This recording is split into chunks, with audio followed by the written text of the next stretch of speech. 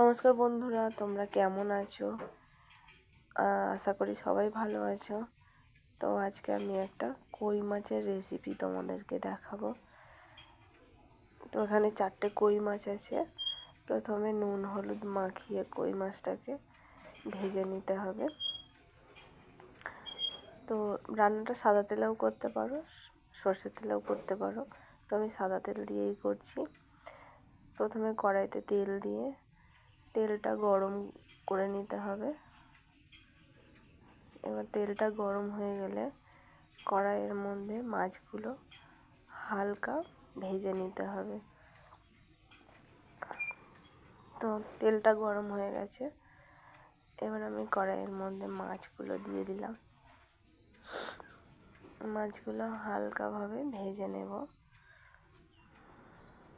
তো ভাজা হচ্ছে মাছগুলো, হয়ে গেছে হালকা ভাজা। যেহেতু কই মাছ দেশি কই, বেশি ভাজলে হবে না, হালকা করে ভেজে নেব। ভাজা হয়ে এসছে।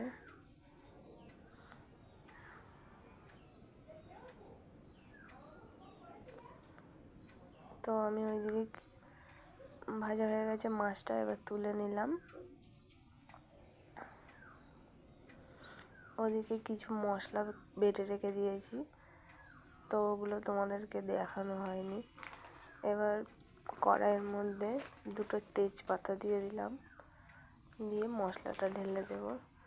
ওতে আছে সর্ষে, কালো সর্ষে, জিরে আর কাঁচা লঙ্কা বাটা একসাথে দিয়ে কড়াইয়ের মধ্যে ভালো করে মশলাটা কষিয়ে নিতে হবে, যাতে কাঁচা গন্ধ না থাকে।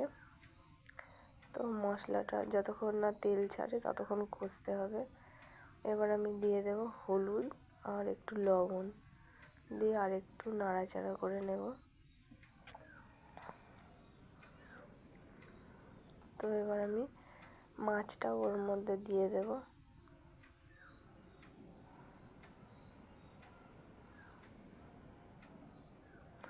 হালকা নেড়ে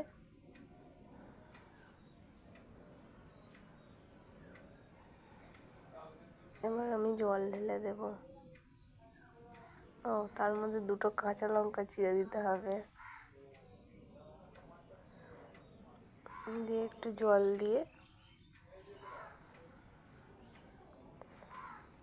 নাড়াচাড়া করে ফুটতে দিতে হবে।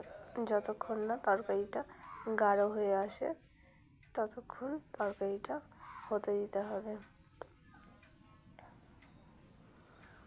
তো হয়েই এসছে তরকারিটা।